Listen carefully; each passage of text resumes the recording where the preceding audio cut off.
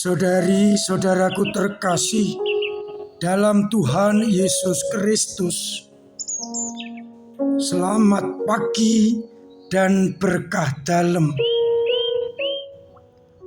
Kita bertemu kembali dalam renungan harian Rabu 29 Mei 2024. Seperti biasa, bacaan Ekaristi hari ini kita jadikan titik permenungan kita. Bacaan pertama surat Petrus yang pertama bab 1 ayat 18 sampai 25 berisi nasihat Santo Petrus mengingatkan kembali bahwa umat telah ditebus dengan darah yang berharga, darah anak domba yang tak bernoda, yakni Yesus Kristus. Maka hendaknya umat hidup sesuai dengan martabat penebusan yang telah diterima. Sedangkan dalam Injil Markus bab 10 ayat 32 sampai 45 berisi beberapa hal. Yang pertama, Yesus pergi ke Yerusalem untuk menggenapi ramalan para nabi. Para murid cemas dan takut mengikuti Yesus. Dan Yesus menegaskan bahwa ia pergi ke Yerusalem akan dijatuhi hukuman oleh tua-tua dan ahli Taurat. Diolok, dicemooh, dan dibunuh. Namun pada hari ketiga ia akan bangkit. Yang kedua, persoalan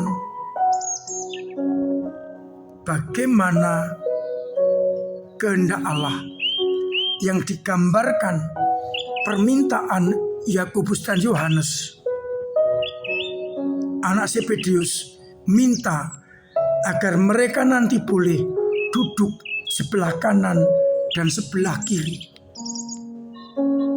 Namun diingatkan oleh Yesus bahwa ikut Yesus berarti ikut minum piala dan dibaptis dalam nama Yesus yang diterima Yesus. Dan yang ketiga, diingatkan oleh Yesus, barang siapa ingin ikut Yesus harus seperti Yesus, yakni kalau menjadi yang terbesar, hendaklah menjadi pelayan.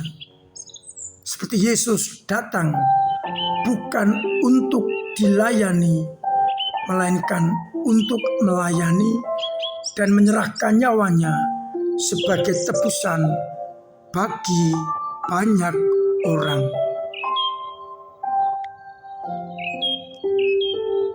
Saudari-saudaraku terkasih dalam Kristus, banyak hal yang dapat kita renungkan dari bacaan hari ini.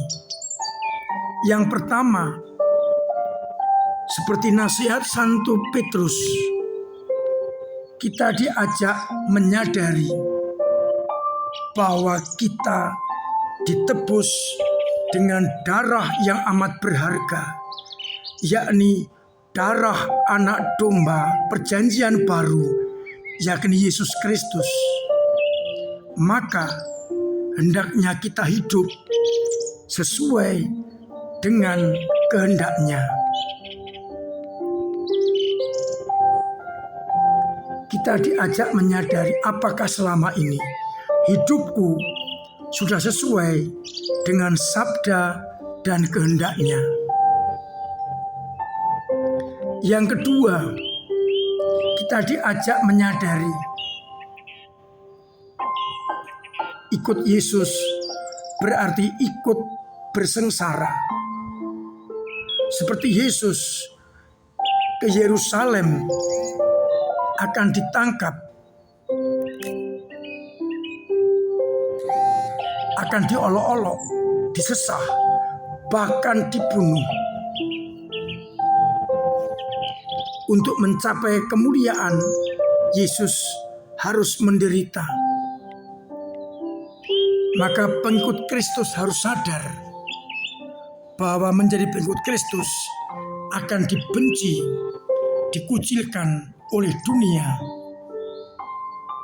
Namun jaminannya adalah keselamatan.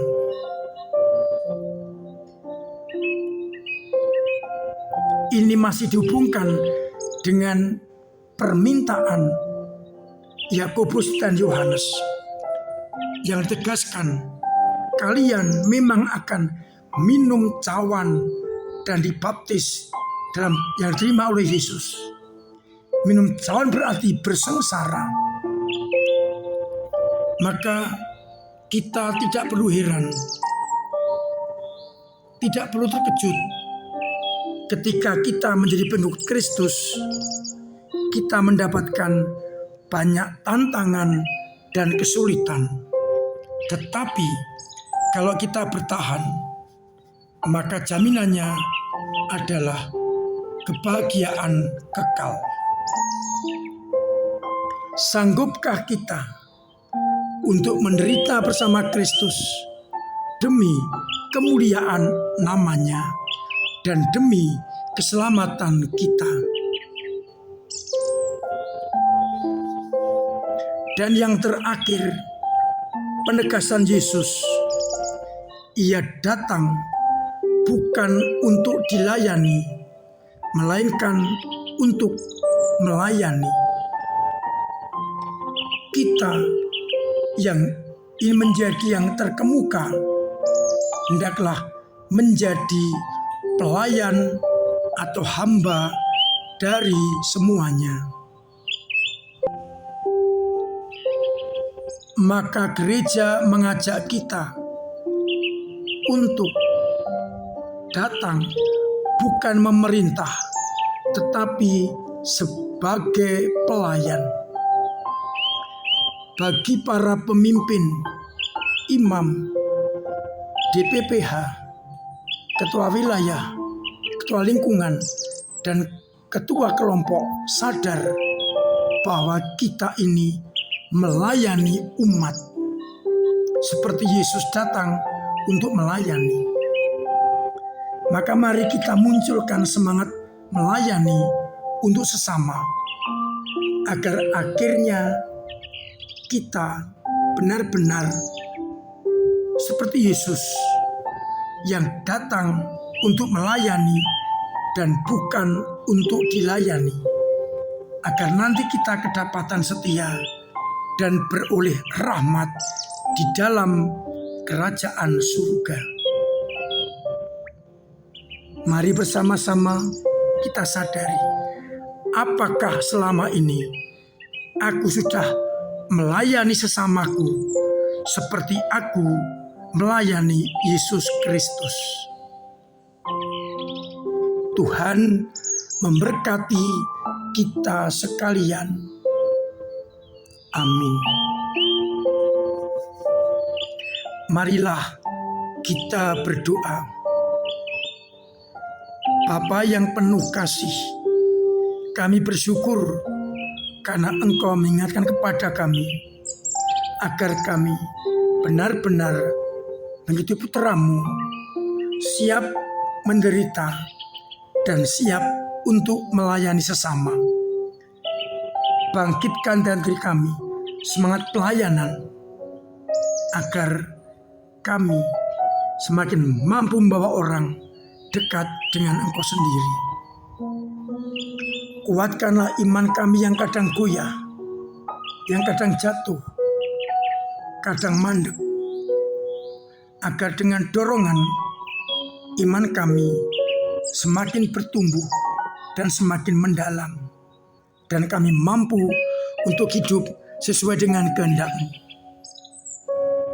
Semoga umat-Mu yang sakit Engkau sembuhkan, yang punya beban berat Engkau ringankan, yang punya persoalan Engkau bantu untuk mengurai, yang kesulitan ekonomi Engkau bantu untuk memecahkan, sehingga mereka tetap mengalami penyertaan dan kasih karunia-Mu. Untuk itu, bantu dan sertai kami dengan berkat-Mu sendiri, Bapa dan Putra dan Roh Kudus. Amin. Saudari-saudaraku terkasih, tetap saya undang, saya ajak untuk terus-menerus memiliki pola hidup sehat dengan menjaga kesehatan dan juga terus melaksanakan protokol kesehatan agar kita juga terbebas dari virus corona.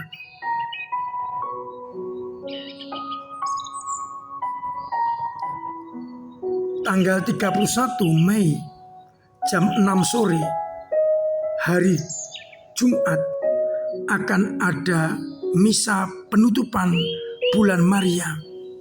Saya undang umat untuk hadir menutup bulan Maria agar umat semakin mencintai Maria dan akhirnya meneladan iman Maria dan kesiapsiaan Maria menjadi utusan Allah. Terima kasih untuk kesetiaan seluruh umat untuk ambil bagian dalam karya gereja dengan caranya masing-masing, dengan doa-doa, karya dan tenaga sebagai ketua wilayah, ketua lingkungan di PPH, sebagai bagian dari pelayanan gereja, ataupun dengan dana yang sungguh memperlancar kehidupan gereja. Saya undang umat untuk terlibat dalam berbagai kegiatan gereja, dalam kelompok-kelompok kategorial ataupun kelompok lain. Semoga gereja kita setiap hari berkembang penuh dengan kegiatan-kegiatan yang membahagiakan.